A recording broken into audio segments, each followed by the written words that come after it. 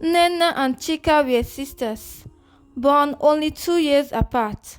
Nena was 25, quiet and gentle, while Chika was 27, bold, loud, and beautiful. They lived with their widowed mother in a two-bedroom flat in Enugu. Their father had died when they were just teenagers, leaving their mother to raise them alone, selling akara by the roadside to feed them. From the young age, the two sisters were close. They did everything together.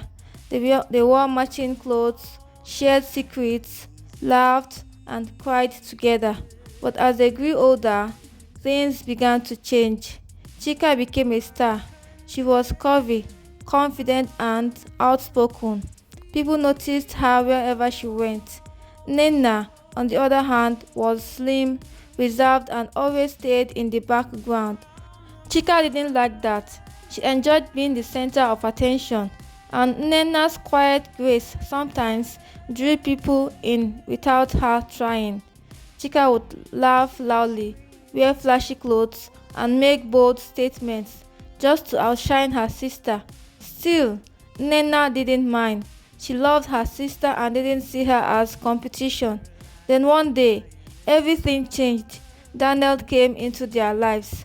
He was 28, tall, dark-skinned and charming, with kind eyes and a deep voice that made hearts melt. He worked in a local bank and was a regular customer at the market where their mother sold akara. One Saturday morning, he stopped by to buy food and ended up chatting with Chika, who was helping her mother. She laughed loudly at his jokes, flipped her braided hair, and winked at him. Daniel smiled politely, but it was Nena he kept stealing glances at. She had been washing plates quietly in the corner, wearing an old wrapper and t-shirt. She didn't look like much, but her eyes were soft and full of kindness. Daniel was drawn to her calm spirit. He came back the next day and the next. At first, he talked to Chika, who thought he was interested in her, but over time, it became clear that he was coming for Nena. Chika noticed, and she didn't like it. One day, she pulled Nena aside. Are you trying to take Daniel from me?" Nena looked confused. "Chika, I didn't do anything. He's the one talking to me." Chika's eyes were full of fire. "Don't pretend. You think you're better than me because you're quiet. Let me warn you, Nena. Stay away from him." Nena was heartbroken. She didn't want to fight with her sister over a man, so she tried to stay away from Daniel. But Daniel wasn't having it. He chased her, sent her messages, and visited their house. Soon, he asked her to be his girlfriend. "I like you, Nena. You're different," he told her. Nena hesitated but agreed. She had feelings for him too. When Chika found out, she went mad. She didn't talk to Nena for weeks. At home, she ignored her and made their mother believe that Nena was the one causing trouble. Their mother begged them to make peace, but Chika refused. "If she wants to take everything from me, let her go ahead," she said bitterly. Time passed. Daniel and Nena's relationship grew stronger. He was good to her, supportive and gentle. He helped her apply for a job at the hospital where she worked as a nurse. When she didn't get the job immediately, he encouraged her to be patient. But Chika wasn't done. One night, when Nena wasn't home, Chika called Daniel and begged to meet him. She pretended to be sorry. "I just want us to be friends," she said. Daniel, being a kind person, agreed to meet her in a public place. But Chika had other plans. She booked a hotel room and tricked him into coming upstairs. When he refused her advances, she got angry. "You're rejecting me for Nena." "Me, Chika." Daniel walked out. He didn't tell Nena what happened. He didn't want to cause problems between the sisters. But Chika did something worse. She went home and told their mother that Daniel tried to force himself on her. Their mother was shocked. She called Nena. "You can't be with that man again. He tried to touch your sister." Nena was confused. Daniel would never do such a thing. She confronted him.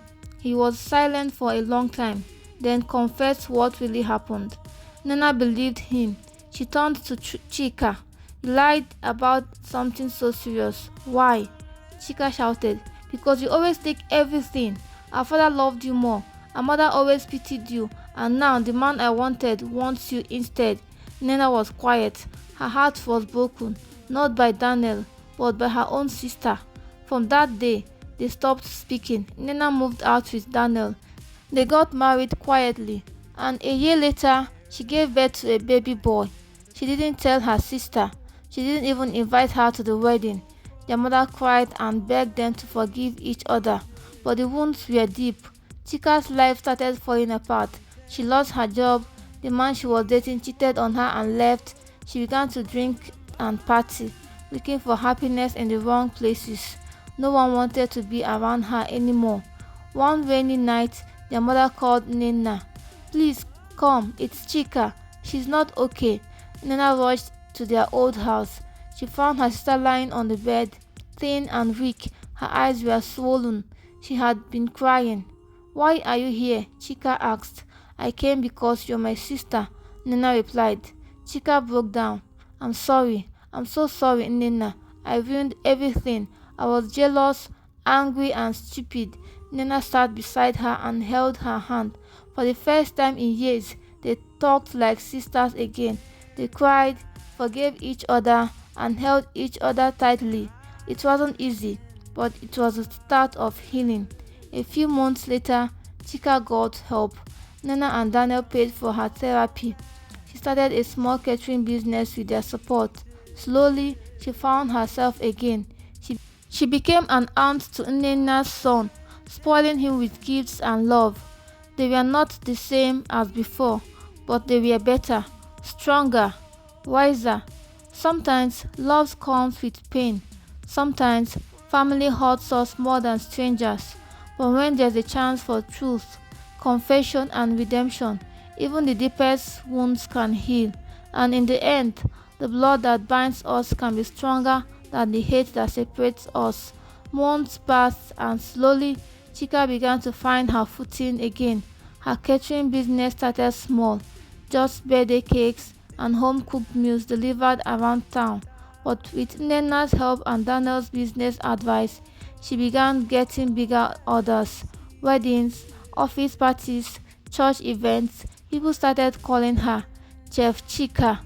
It made her smile again. Still, guilt lived inside her.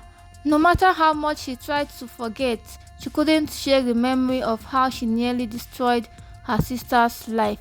The betrayal, the lies, the jealousy. Sometimes she would cry alone at night, whispering prayers and asking for forgiveness. One afternoon, she sat down with Inena over a plate of rice and beans in her small shop. "Do you ever think about what I did?" Chika asked. Nana looked at her quietly. "Yes, I do." Chika's face fell. "But I've also chosen to think about who you are now. People make mistakes, Chika, big ones.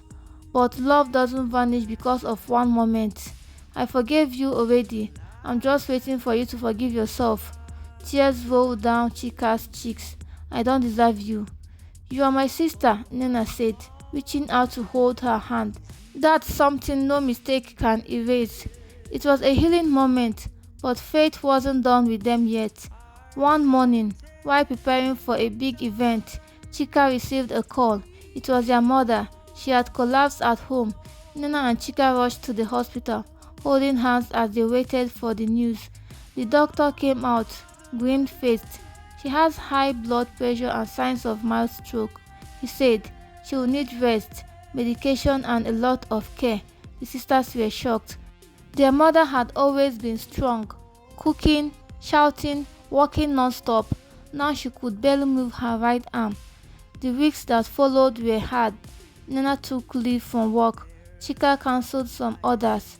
They took turns feeding their mother, bathing her, praying over her. At night, they shared one mattress beside their mother's hospital bed. Sometimes they would laugh at old memories. Other times they would sit in silence, each lost in her thoughts. One night, their mother called them both close. "My daughters, I may not live long, but before I go, I want one promise. Don't say that, Mama, Nana whispered. No, let me talk. I have seen many things: pain, struggle, love. But the one thing that breaks a mother's heart is when her children fight. I want you two to love each other, stand for each other, forgive, protect. Don't ever let a man or money come between you again. Chika cried. We promise, Mama. Nana nodded, holding both their hands, and they meant it. For a while, life settled. The mother got better, slowly regaining her strength. Chika's catering business boomed. She got invited to TV shows, taught cooking classes, and even opened a small kitchen school. People who once avoided her now called her inspiring. Nana got promoted to head nurse in her department. Daniel was proud of her. Their little boy, Jidenna, started school. He loved Auntie Chika and always ran to her after class with biscuits and big hugs. But peace has a way of being tasted. One day, a man came into Chika's life. Emeka, a client who often ordered for his company's events. He was tall, soft-spoken, wealthy and single. He loved food and was quickly charmed by Chika's confidence and laughter. They began dating. Chika didn't want to fall. She feared love. She feared hurting or being hurt again. But Emeka was different. He respected her, supported her business, and showed interest in her family. Soon, he asked to meet Nena and Daniel. They all had lunch together. It was awkward at first, but they got along. But then, strange things began to happen. Chika noticed missing files from her catering orders. Her assistant was accused of stealing, but swore innocence. Her business account was hacked. Rumors started spreading online that she used diabolic powers to succeed. Chika was confused and heartbroken. One evening, Emeka came to her shop, quiet and tense. Chika, I need to confess something. Her heart skipped. I've been married before. I didn't tell you. She left me after I cheated with someone else, someone who was your friend. Chika gasped. And now, she's trying to destroy everything I touched. She found out about us. Chika's legs went weak. She had just started to trust again. And now, this. But instead of exploding, she took a deep breath. I'm not that weak girl from before, she said quietly. You've made your mistake, and now I'll decide what to do with it. Chika took a break from Emeka. She fought the rumors, fixed her business, and found the hacker who turned out to be Emeka's ex-wife's cousin. She pressed charges and she rebuilt. When Emeka came back, asking for forgiveness, she made him work for it. Eventually, she forgave him, but not because she was desperate, but because she saw growth. Love, she had learned, wasn't about fantasy. It was about truth, scars, and healing. At her wedding, Nena was her maid of honor. Daniel gave a speech that made everyone cry. Chika once lost her way, but she found her strength, and in doing so, she brought her family together. Their mother danced with both daughters that day, her grey hair tied in gold, her eyes full of joy. Life had not been easy for any of them, but they had survived betrayal, hatred, lies, and heartbreak, and came out stronger. Because love is not just romance, love is what holds a family together when everything else falls apart. And for Nena and Chika, blood may have once been poisoned with envy, but in the end, it became the very thing that saved them. 3 years had passed since Chika and Emeka's wedding. Their lives had grown more peaceful. Emeka was now fully part of the family, accepted and loved by Nena, Daniel, and even their mother, Mama Adeze. Chika had given birth to a baby girl, Chisom, with big eyes and a laugh that filled every room. Chisom and Jidenna, Nena's son, were almost the same age. They played together like twins. People always said, see how God works. These cousins are like brother and sister. Nena's nursing career had soared. She had started a small non-profit with Daniel's support, a home clinic for poor mothers and children in the village. It was her way of giving back. And Chika's catering business, now called Chef Chika's Kitchens, it had grown into a franchise. She had opened two new branches in Enugu and Oka. She was finally living the life she once envied others for. But just when the family felt settled, something happened that shook everything. Mama Edeze fell seriously ill again. This time it wasn't high blood pressure. She had been hiding pain in her chest for some time, taking herbs and keeping it quiet. One night she collapsed during family dinner. They rushed her to the hospital. Hours after the test, the doctor came out. His face was calm but serious. She has breast cancer and it has spread. Nena sat down slowly, her hands shaking. Chika covered her mouth, her eyes wide with fear. Emeka held her, but his arms were weak as well. The doctor continued. She needs treatment immediately. Surgery, chemotherapy, it won't be easy. They agreed. The next few months were tough. Mama lost weight, her hair, her appetite, and her strength, but she never lost her smile. My children, she said one evening, I have something to tell you before it's too late. They sat beside her hospital bed, Emeka and Daniel standing near the window. I kept a secret all my life, she whispered, and it's time I confess. The room went quiet. Mama took a deep breath. Chika, you and Nena, you don't share the same father. The world seemed to stop. What? Chika gasped. I was young, poor, and your father, God rest him, forgave me and accepted you as his own. I never told anyone, but you deserve to know now. Nena sat frozen, her mind spun in circles. Chika stood, her chest rising. So, you mean I am not Papa's child? That I have lived a lie? Tears ran down Mama's face. You are my child, always, but I couldn't die without telling you the truth. Chika didn't speak. She picked up her bag and walked out. Nena followed her into the hallway. Chika, wait! Don't, Chika said, turning sharply. Don't even say anything. I don't even know who I am anymore.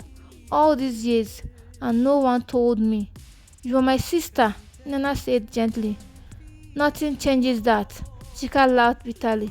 Everything changes. Nena, I'm not even your blood. Yes, you are. You are my sister by love, by pain, by healing. Don't let this truth break us again. But Chika couldn't hear her. She walked away again, just like the first time. Over the next few days, Chika refused to answer calls. She shut her shop and stayed indoors, her phone off, curtains drawn. She didn't eat, she didn't bath. The pain of the truth hit her harder than she imagined. She kept thinking, was this why Papa never looked at me the way he looked at Nina? Is this why I always felt like I had to fight for love? One day, Emeka forced his way in. Enough, he shouted. You're a grown woman, Chika. You have a family, a child, a business, a mother who is dying. Stop hiding. I just need time, she whispered. No, he said. You need to fight. That night, Chika returned to the hospital. Her mother was weaker now, her skin pale, her voice soft. Mama, she said, kneeling by the bed, I forgive you. I just wish you told me sooner. Mama smiled faintly. You were always strong, even as a baby. They hugged tightly. A week later, Mama Adeze passed away peacefully in her sleep. Her burial was simple, elegant, and filled with love. People came from everywhere to say goodbye to the woman who had raised two daughters with fire and prayer. After the funeral, Chika and Nena sat beside the grave, alone. Even if we are not from the same blood, Chika said, her voice shaking, you are still my sister. I've never been more sure of anything, Nena replied. They held hands. Week passed. Life returned to normal. But deep inside Chika, something had changed. She wanted to know her real father. She told Inenna and Emeka. At first, they were scared. What if the truth caused more pain? But Chika needed closure. Through an old photo and some letters their mother had left behind, they traced the man. Ifeanyi. He was living in Delta State. He was old now, sick too, but alive. Chika traveled to meet him. She stood at the door, heart pounding. When he opened the door, he stared at her for a long time. "You look just like your mother," he whispered. They talked for hours, cried, laughed. She learned about a half-brother she never knew existed. And when she left Delta, she didn't leave with confusion or anger, but peace. Back home, she hugged Nena tightly. "I found him," she said, "and now I understand who I am." "And?" Nena asked. "I am Chika Adeze, daughter of a strong woman, sister to a strong woman, wife, mother and survivor." They laughed through their tears. And when little Chisom and Jidenna ran into the room, jumping on their laps, they knew the circle of pain had ended with them. The next generation would grow in truth, love and unity. And that was the final redemption.